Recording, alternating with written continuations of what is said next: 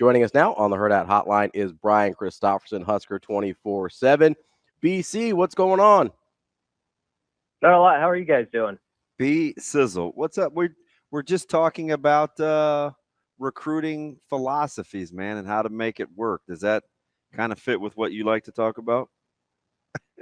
I'll talk about whatever you guys want to talk about. I'll trust you to lead the way here. Well, okay, the lead away I will then. BC, we were talking yesterday. It started with Schaaf a little bit. We've been talking about it a lot since then as well on kind of what it takes for Nebraska to be able to recruit the way they do. Obviously, Hofkin is the most recent one in this line of they don't really care who else is interested. They don't really care what stars or ratings say. If they like a guy and they think that he fits what they can develop, they'll offer him regardless, it seems like. And so my question to you is, I know they have a profile of what they're looking for from guys, from their mentality and their makeup and stuff like that.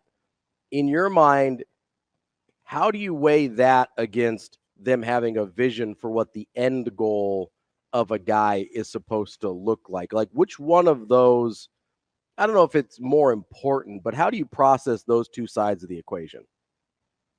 That's a tough one. It's what we do, BC. I go back to, your question about them just trusting, like, their way of operating. And I remember a week or two ago, we were talking with the recruiting personnel, and Ryan Callahan, when he said, we have the best database in the country, I just thought that was the most telling thing of that whole conversation, just the confidence in which it was said, and the belief that they have a one-stop shop on all these prospects that they get into their system. They really believe in the data that they accumulate. They work hard to accumulate and to have it right at their fingertips. So there's that. And then they're going to use that, and they're going to, I want an in-person look at these guys. They, I think, have good research going into a camp on certain guys that might intrigue them. And they're honestly prospects some other schools probably don't even know about. And so they've done their homework. And then you get there, and it's a coaching staff that has a lot of confidence in what their eyes tell them, and they're not going to need someone else to tell them this guy can be something. They believe in, okay, this is what his measurables are. I see how he moves. I'm sure they have other guys in their coaching backgrounds that they connect that with, like, oh, he reminds me of this guy a little bit, or remember what he did when we were at Baylor or Temple, or, all that stuff kind of accumulates over time where you gain a confidence in this system works, stick with it. And, don't worry what everybody else is doing. If this guy has 25 offers, great. If he has one or two offers and we're the first on the scene, we believe in what the metrics tell us and what our eyes tell us here. So let's go with it, and don't, hit the pause button there. And, this June, they're going to plan on getting an advantage over most teams in the country. And some people can roll their eyes and say, oh, is that actually going to be true or not? But I'll tell you what, when they have camps and they go to these satellite camps and they have these kids in Lincoln over the next 3 weeks or whatever, those coaches are going to be working. It's not going to be a deal where a coach blows a whistle, steps away, has a conversation with another coach while the drill's going on, then comes back, didn't even watch anything. That's not the way they're operating. It's full hands on deck, and they want kids to know you have a shot. You're getting evaluated. This is real. We're going to put our time into it. You put your best efforts. We'll give you a fair run at it. And if you can establish that in your first couple of years, that you are the program where it's going to be a fair shot, that's all most prospects are asking for. They like a Tanner Turch comes to mind as a commit, who no one else was paying much attention to, but Nebraska loved his metrics. And there's a handful of those. Turch, Guthrie. Yep. There was a run on like 4 or 5 guys where everybody was like, "Who? What are they doing?" Yeah. So anyway, long answer, long there, but I just think for putting it all together, it's just such a faith in what they've done because they've had success with it before. They believe in the database they have, and then their on-site evaluations. They know they're going to give a kid who they're interested in, even the ones that aren't ready, their full attention and give them a shot. And I think if you do that over time, ideally, I think what Rule wants is 2-3 years from now, recruits across the country are saying, I got to get to the Nebraska camp because I've seen it's proven that they are going to make offers based off guys actually showing up and producing. And it's not just going to be just there to get a free T-shirt sort of deal. Yeah. It's funny that you say that. So, you obviously got the Friday Night Lights on the 7th. You have the Matt Rule football camp on the 8th. You got the specialist camp on the 8th. I think there's another one on the 9th. They got the post grad on the 10th. They have the fullback camp on the 11th. I think Friday Night Lights 2 is on the 14th because that's the next week. Then you go back to Matt Rule. Then you have the 2 youth camps. I bet you, because I know the youth camps because you got the what's his buckets at Central, and I can't say what's his buckets. That's disrespectful. Young guy offered 8th going into 9th grade. That's got the offer with Haney. Oh, no, the other guy. And God, he's good too. So that escapes me. The post grad camp, you get guys. Yes, you get guys like James Williams. Friday Night Light camps, you get offers. Like there's a guy on their roster. You got a fullback out of fullback camp that can say, hey, you know what? Because I went to that camp, that got eyeballs on me. And I go back to and I'll never forget this conversation because it upset him when he said, Teddy Rizak, this was year 1. Teddy Rizak will never happen to me again because I'll have more eyeballs early and I won't have to rely on what people tell me when I get here. Like, so that's kind of like his, you know what I mean? Like that's his, it isn't just a T-shirt. Like it is like, they just don't waste their time. They're fact finding. They've got somebody out of every one of those groups just about that has had the opportunity to go to school at Nebraska.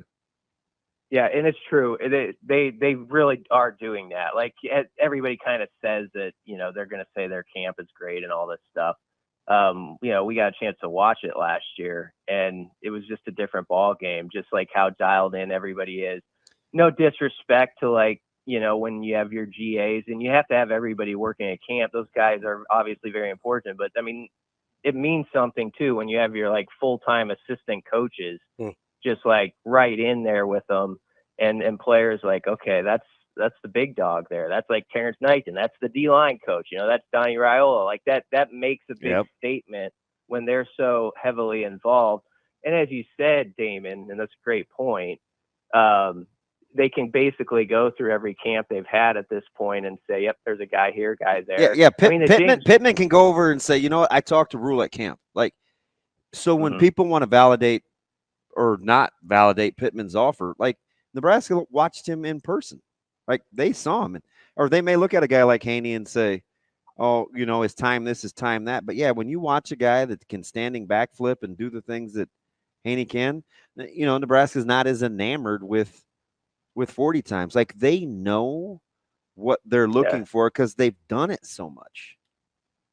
I mean, the post-grad camp in itself is sort of a innovative, interesting way to maybe just that's just another example of what's one slice of the pie we can have that others don't. And you get a player like James Williams at a transfer camp, who was arguably the greatest on the stage for the open session for recruits, right? You kind of really? BC, he's incredible. Man, listen, sit him down for an interview. He is he's so real and so authentic and so raw, and he wants people to know his story. It is absolutely incredible. Trust me. Yeah, he stole the show. Well, I'm gonna take you up on that. I'm gonna get him for an interview. He stole the show, BC. I mean, he definitely stole some Husker hearts last year, even in limited snaps. When you think about just what he was able to get done. And it's just an example, like when people are reading, okay, they are going to bring in, David Hofken, from Germany. There's an example now. Husker fans, even themselves, when they hear news like that, they're saying, yeah, maybe, like it might have been one of those stories like you would have heard like a few years back, and you'd be like, well, that seems like a long shot. A guy who hasn't played organized football in a couple of years. How's that going to work out? In the 2024 class. Yeah, exactly. It's a fascinating deal. I'm looking to dig into that more today. But I mean, you hear that story, and now you kind of nod your head a little bit more, because you're like, you know what? Like a year ago at this time, when James Williams committed, it was sort of like, oh, that's nice. Like one of those things, like, okay, we're this guy from Iowa Central. What's that going to be? And, now people see what he did a little bit, and they're thinking like, okay, they got that eval right. Let's see what they do with some other ones. So it does build up trust, not only like with the prospects themselves, but I think in the fan base, when you get some of those examples that pop early on, it makes people believe like, okay, they do have an eye for this, perhaps. We're talking with Brian Christopherson from Husker 24/7. BC, I've got a little trivia question for you regarding David Hofken. You ready? Okay. I thought it was going to be Bo Jackson related, and I was going to say yes. No, the answer to that is always overrated or bust, but that's all right. Go on. So there were 9 offensive linemen drafted in the first round this year, 7 of which tested at the combine. How many of those do you think had a better standing broad jump? I'm using that because that's the only one. That's the one thing I've got a hard number on Hofken from his Twitter page. How many of those guys do you think had a better standing broad jump than David Hofken? What do you have? 9.4? 9.4. I'd say, I don't know, 3. How was that? 3? 0. Yeah, I would go none. That's a big number for not that a soul. Ways. Not a single first round offensive lineman had a better standing broad jump, which is a better measure of athleticism, especially in explosive short range. It is, yeah. Than almost anything else, especially almost anything else they tested at the combine. He had a better standing broad jump than any drafted NFL first round lineman this year. BC, what do you think what do you think that looks like? A guy just pops in on a satellite camp, gets an offer, and he's going to school within the next, I'm gonna guess, handful of days. Fascinating. Yeah, I mean, it is a really interesting story. I mean, personally, and they offered another big German lineman the other day, and he had an interesting story too, where he came to the United States like a couple of years ago, and just has built up his football prowess, and now suddenly you have big time colleges after you. It's got to be like a mind blowing thing for those guys, and the thing that helps though, to that your point, is I feel like the culture is really strong over there. And I know it always feels like the glowing half hour when I'm on it of talking about the rural program. I do believe in what they've got going on largely. I think they still have to put the results in the win column here in the next couple of years. But I cannot be convinced otherwise that they don't have a great culture building and a lot of guys within the roster right now who would really stand on the table for the program and where it's going and how they believe in it. So then when you get a new fella coming in, from a different type of situation, I think it's the type of climate where he can fit in probably quicker than he can other places. And obviously it's a good O-line room too, where they're very close. So that works to his advantage. But yeah, the whole thought of it is amazing if you put yourself in his shoes. And if I could broad jump 9.4. Well, go ahead. Well, and you think about it, right? So I'm looking at the list of schools that were actually at this event, this HCU event, right? And you can't tell me that most Power 5 schools wouldn't love to have a guy that is, at least in the broad jump, more athletic than every first-round offensive lineman that was taken this year. I get he's going to put on some weight, and that numbers are going to change, but he's going to get stronger too. So, but Nebraska was one of, I think, 3 FBS schools at all that was there. Like that kind of also goes into this, like, hey, we're just going to outwork you mindset. That's totally what he'll say too. That we hear from the staff all the time as well, right? Yeah. And also exactly that. And in the state of Texas too, you could connect this as another example of that. Like I remember I was asking Rule about recruiting that state, and, obviously they have the connections there, but it's not just that. As he said, they don't airport recruit Texas, and there are a lot of programs that do. A lot of schools will just fly into DFW and basically put a 45, 50-mile circle around it. Okay, get here, then you're back on the plane, and the next day. Nebraska's coaches, and a big part of it, of course, is because they know some of the different alleyways of Texas that maybe others don't from having been down there, some of those guys. But Nebraska really is able to branch out much further and have those relationships that I think help probably with camps like this too. Like Nebraska coaches are just kind of on their home turf, even though they're in Houston, like that feels like home turf to them. So to T. Knighton and those guys. So that all works to Nebraska's favor. But it's a good point, Ravi. I mean, that surprises me that only 3 FBS schools would be at a camp like that. But I mean, if I'm looking at the list right, it looks like mostly FCS and no, I'm not doubting it. It does speak to the point though. It's like, okay, we have a connection here. We know there's going to be good talent. We know this group's coming in too. We want to get a look at. We're going to have our guys there, and we're going to take advantage of it. They did, and we'll see where it goes with these players. But you're right with his measurables, and honestly, the way it happened within a day of just looking at it, or 2 days of looking at him by the Nebraska staff, it tells you like they were really quite taken by what he can be. BC, so the offer goes out, and it was interesting because we were talking to Shave because he had these boots on the ground here watching a lot of local guys, and we were talking Millard South, and some folks were also at other camps, and they saw Braylon Warren. He gets the offer from Iowa State, obviously. Steve's son and a legacy guy. Nebraska, I think, has 4 or 5 quarterback offers out to 2027 guys. They've got Latif in the fray. You've got a young Raiola.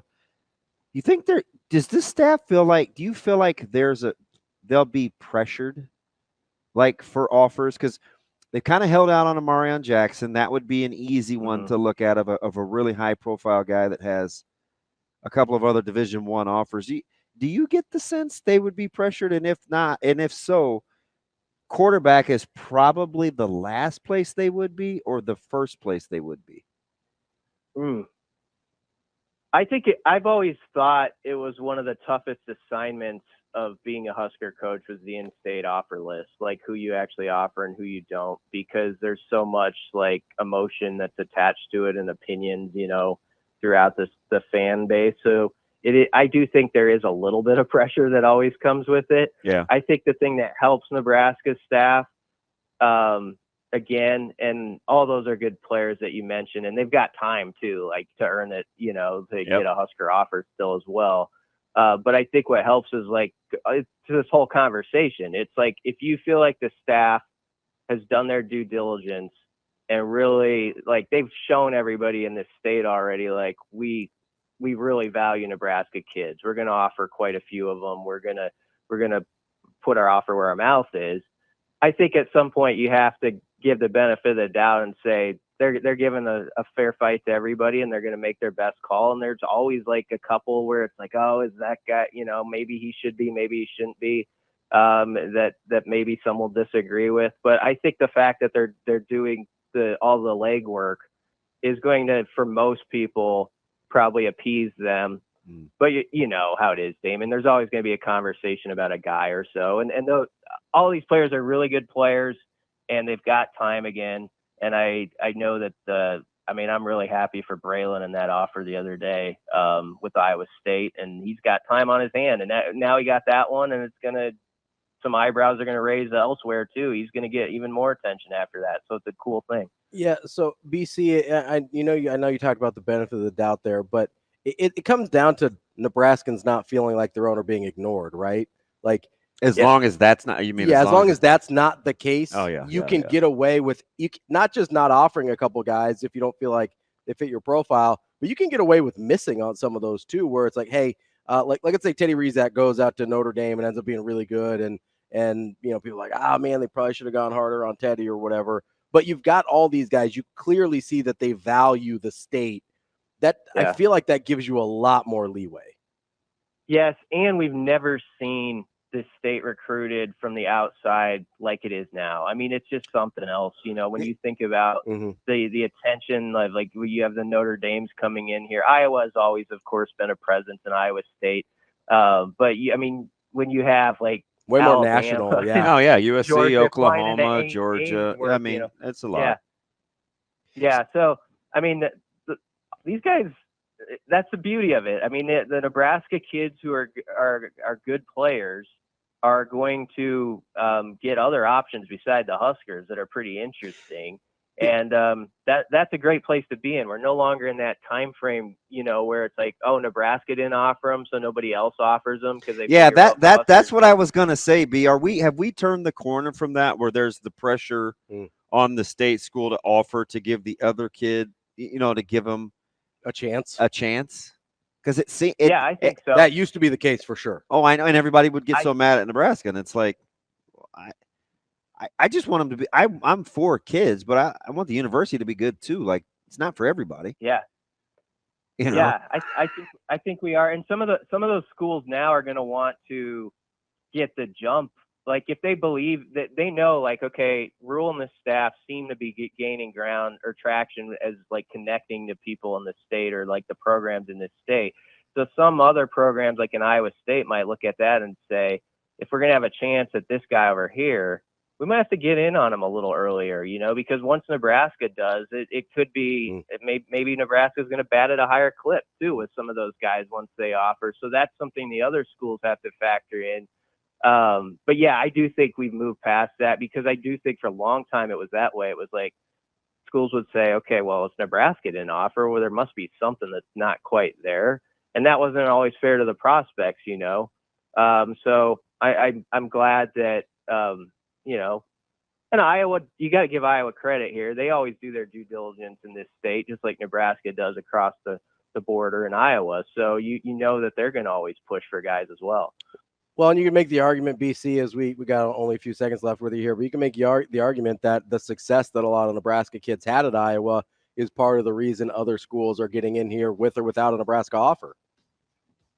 Oh, yeah, there's no doubt about that. And these Nebraska kids can play. I think it's understood, like, there's passion for the game in this state that goes, deep down when kids are young. And when you have that type of state that cares about football like that, you're going to usually get some pretty good prospects. And I'm glad it's being recognized. I'm glad for, Braylon Warren's offer at Iowa State. That always excites me when guys get those opportunities. And I think those players also know Nebraska is going to give me a fair look, and that's what matters. And I think the fans are trusting that too right now. So that's a good spot for all parties. BC, we appreciate it. We'll talk to you again next week. Thanks for having me, guys. Thanks, More Hurrdat Sports Radio coming up next.